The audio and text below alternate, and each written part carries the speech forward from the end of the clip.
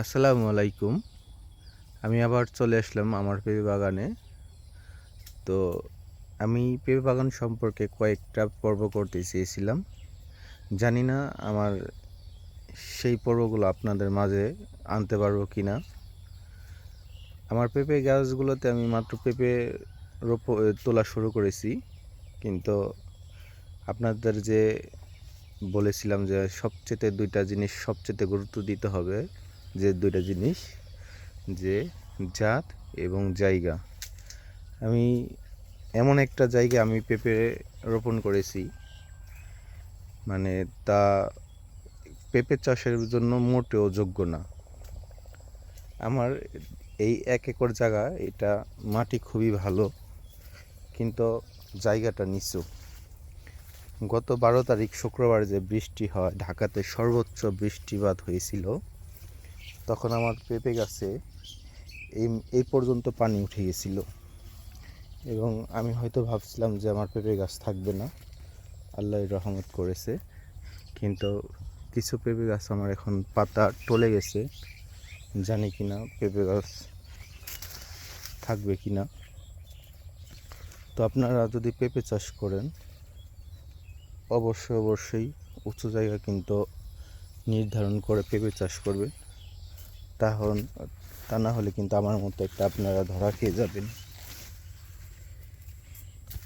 আমার পেঁপে বাগান থেকে যদি আমি বের হই, তাহলে আপনাদেরকে আমি দেখাবো, যে একটু কাছে গিয়ে দেখাই। তো আমার পেঁপে বাগানের পাশেই হচ্ছে একটা খাল। এই হচ্ছে খাল, আর ওই হচ্ছে আমার পেঁপে বাগান।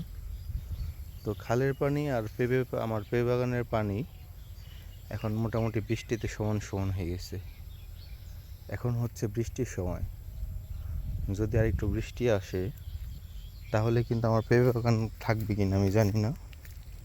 তো আপনারা কিন্তু কেউ আমার মতো এই ভুলগুলো করবেন না। অবশ্যই পেঁপে বাগান করতে গেলে পেঁপে বাগানের যে জায়গাটা, সেটা সঠিক জায়গায় নির্ধারণ করে তারপর আপনার পেঁপে লাগাবেন। তা না হলে এইভাবে যখন আপনার পেঁপে গাছগুলোতে পেঁপে আসবে, তখন যদি এই গাছগুলো না থাকে, সহ্য করা যাবে না। তাই আপনার জেনে শুনে বুঝে তারপর যে কোনো কিছু করার চিন্তা ভাবনা করবেন, তাতে আপনারা ইনশাল্লাহ লাভবান হতে পারবেন। আর তা না হলে আপনারা কখনোই লাভবান হতে পারবেন না। এটা কখনো ভাবা যায় না, যদি আমার এই গাছগুলো এখন যদি না থাকে, মানে আমি বলে বোঝাতে পারবো না যে কী পরিমাণে যে কষ্ট হচ্ছে আমার এখন। এখানে প্রায় গাছ কিন্তু, ভিডিওতে বোঝা যাচ্ছে কি না, প্রায় গাছের পাতা কিন্তু টলে গেছে। এই পাতাগুলো কিন্তু সতেজ নাই। আমি ওই বিষ স্প্রে করেছি যাতে গোড়ার মধ্যে, যাতে পেঁপে গাছটা না পচে।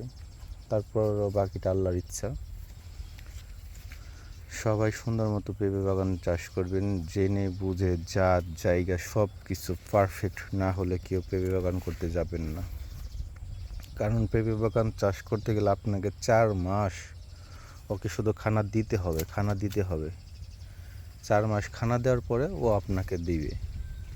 কিন্তু এই দেওয়ার সময় হলে যদি আপনার যদি গাছই না থাকে, তাহলে আপনি কীভাবে পেরে উঠতে পারবেন বলেন?